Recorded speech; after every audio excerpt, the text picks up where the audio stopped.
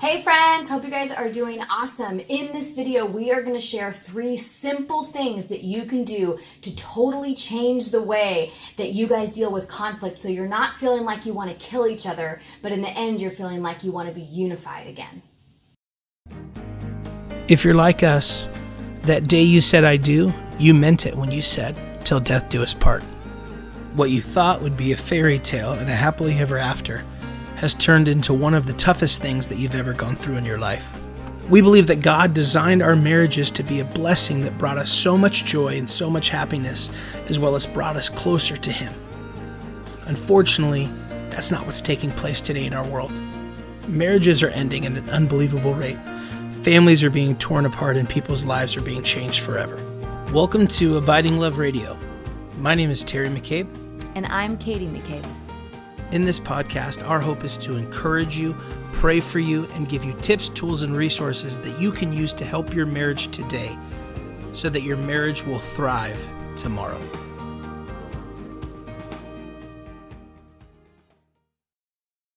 Hey friends, welcome to the McCabe Life, and this is the second episode of the Abiding Love podcast. We've titled this Conflicts, Win, Lose, or Resolve. We're so excited to pop in and share with you guys about this. I feel like it's something that while we've studied it a lot, we learned a lot of it through practice in our own marriage. Having early seasons of our marriage where we really didn't know how to fight well, and I say fight well because it's normal. Like if you think that your marriage is off because you do fight, no, you're normal if you do fight. But I think there's also ways to fight that are really negative, and I think there's ways that we can deal with conflict that become so much more healthy and positive and move us into a whole different realm of communication. And so something that I've been thinking about is how we approach marital conflict like we're in a courtroom. Like we are like, game on, I'm going to give you my evidence. This is my point. Like I'm going to call a witness to the stand. Like we act in this very aggressive way where we feel the need to prove a point and we really feel the need to like make sure our spouse agrees that we're right, in what we're doing. And we just feel like this is totally not the way that God designed us to approach conflict. I think that conflict has an opportunity to be something where we actually understand and connect, which might seem so like, wait a minute, no, conflict is the opposite. Conflict is divisive. But I think conflict actually has the potential to unify you even more than you were before you were having the conflict if you approach that in the right way. And so we want to give you 3 really simple tools that you can use, simple steps that you can take. Like it's actually going to be like a checklist of here's how you approach your conflict to change the outcome and how you're feeling. Because at the end of our ugly early marriage fights, it was like enemy, enemy. And we believe that God wants you to feel like partners, not enemies. And so the idea is that as you do these 3 steps, you would move toward being more concerned about being unified than being right. And so let's hop into these 3 steps that we take as we're approaching a conflict. Yeah, absolutely. Kind of as conflicts arise, one of the first things that can really help set the tone of a conflict resolution, kind of set the tone of this disagreement or whatever you want to call it, is to first just humble yourself and ask your spouse, your significant other, if you can listen to their perspective first. Mm-hmm. If you can hear them first, because you want to get their perspective, you want to hear their feelings and how they feel about it. If you do that, you really set the tone of, I don't have to jump out of the gate and like, no, this is why. And that creates this tone of, I want to hear what you have to say. I value your opinion. And at this moment, you're not feeling great about it. Whatever that is, we're disagreeing. But instead of trying to throw my opinion and my point down your throat, I'm going to sit back and just listen to how you feel about the situation and what's your thoughts and concerns. Does that make sense? It really just saying it, right? It's calming down. If you just say, hey, okay, what's your thought process on it, right? I think you've just set the tone immediately. I think you dissolve. Yeah, the intensity, set the tone right? of, we're just going to discuss it. We're not going to yell about it. We're not going to fight about it. we're just going to discuss it, and it's a really great way. Don't rush to be the first to get your point. Yeah. So. I love that because I feel like it just also shows that you value your spouse, right? When you let them have the floor first. And it's hard, it's humbling, this stuff takes practice, but it's so good. So once you've done that, like what a great way out the gate to already set the stage for showing that you love and care about them. And that's your goal in this, is to resolve, is to let them go first. And then, and this is a crucial step, and I remember Terry and I at one point were doing marriage counseling, and our pastor and his wife, they made us like role play this in front of them. And I remember being like, this is so dorky, I can't handle it. But I'm telling you, once we practiced it, we learned how to do it in a way that didn't feel cheesy. So just humor us with this.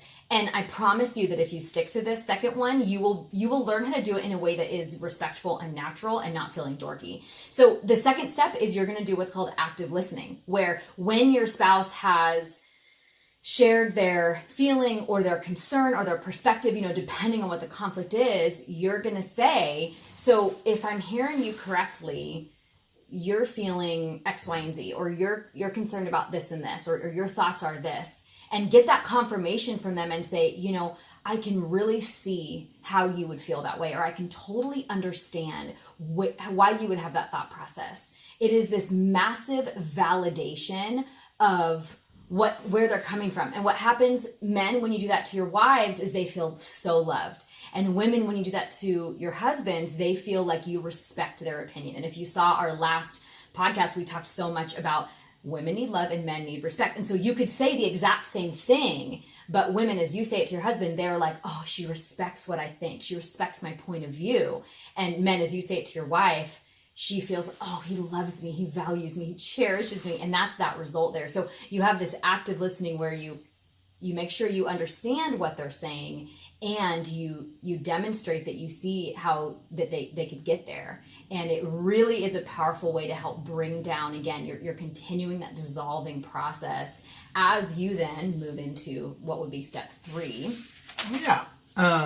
Step 3 of this process is really just, you're going to ask them, after you've validated them and understood what they were saying or their point, then you're going to actually ask permission if you can share your own thoughts, and when you, as I said, the tone of all 3 of these questions, in a sense, all 3 of these points, they're all very non-aggressive. They're the tone is set to just a calm discussion. And I want to encourage you with this. Sometimes right now, there might be just one party, in a marriage, only one party's listening to this. So we might just have a wife on here who's listening and saying, man, I wish my husband would listen to this with me. Or you might have a husband on here who's saying, I wish my wife would listen to this with me. And that's, it's unfortunate. Sometimes both parties aren't at the same spot and wanting to repair the marriage at the same time. But there is hope. And what I will say is, all you can ever do in that moment is do what you know is right. That's right. And love your spouse in the right way. And if you start the next conflict that arises in your home, if you start it this way, your spouse will be like, what? Who's that? What? Because you can't, have you ever had that where you're almost like, and it sounds funny, but have you ever had it where you're like, get more angry. I'm angry right now. Right? You're like, rise to my level here. Right? Where it's like, I'm super frustrated and you're just way too calm, or you gave in too soon. I'm still mad, but it changes. They sense that love. They sense that everybody in that moment will feel cared for or respected because you are validating their opinion. And I think that leads to the point of how this all kind of works is the idea is stop trying to win so bad. Stop trying to be the winner. Start trying to understand. And when you have a place where you're no longer fighting, that's when your ability to come down and understand, and then both parties, hopefully, if they are both start to get to that place to understand and they feel loved and respected, will want to compromise and and be unified. And I want to say that I know that there are marital conflicts that are over very serious issues. And we don't want to ever minimize the severity of those. And I think there are times where you may need a third party to assist you, you know, and work through some of those more serious differences of opinions, you know, in things that really affect your family life. And so I don't want to ever discourage you from pursuing help with that. And at the same time, what we have found is 99.9% of our arguments were over something that's kind of ridiculous. Like when we looked back on it, we realized it's not the thing that we're fighting over, it's the way that we're fighting. And there's probably 6 examples we could think of. One in a book I was reading recently was a husband and wife who could not decide what color to paint their bathroom. And it was really building like serious contention. And when they went through these very simple steps, by the end of one conversation with these simple steps, they were literally offering the other one. No, we'll do yours. No, we'll do yours. Because what happened, and the point of what we're trying to share with you, is that winning the argument doesn't do anything for your marriage. That's not the point. Whether it's the bathroom color or where you go to dinner or whatever the conflict might be, so often our marital conflicts are over something very small. And when we remember that the point is to be partners, not enemies, the point is to be unified, not disconnected, and we remember that purpose of our marriages, it allows us to calm the intensity of our desire and replace that with a desire to be unified. And naturally what happens is you honestly offer more of, you know what, let's do what you want to do, because you have that long-term perspective in mind. And so as you go through these and you consider some of these ideas, our hope and our prayer is that you're going to find yourself more motivated to be unified than you are motivated to be right. And, you know, as we close out, one of the things that we have thought about is that we're motivated by being heard, understood, and connected. We're not motivated by being yelled at. And so even as you start the conflict, ask yourself, am I coming into this in a way that's going to motivate my spouse to get to a place of unity? Or are we going to get quickly to a place of disunity where even if I do win the argument, we're both unhappy because we're disconnected now, right? So we want to encourage you guys to maybe write these down. That I think would be a great challenge for you, an action for you to take. Go write down these 3 steps, have them on a little cue card so that when you get into a conflict, you can go back and read over those and prepare yourself to practice putting this into play. The first couple times we did it, sometimes it was a little silly. We weren't really sure, but we've done it over and over again now, and now it really comes naturally, and it can be that way for you too. Absolutely. So that is our hope for you, and our hope is that you stop getting into screaming arguments, that you start to have discussions of 2 people who have the utmost love and respect for one another, and these discussions can move forward without having to be screaming matches, without having to leave one spouse in tears and one spouse fuming, or running out of the house, without having to leave children scared, wondering what's going on with mom and dad. And it's just unfortunate. Most of us have been there, right? You know, so that is our hope for you. Write those down, you know, and love to know your thoughts. Love to know your thoughts on, you know, some of you might be skeptical right now, saying that'll never work in my marriage.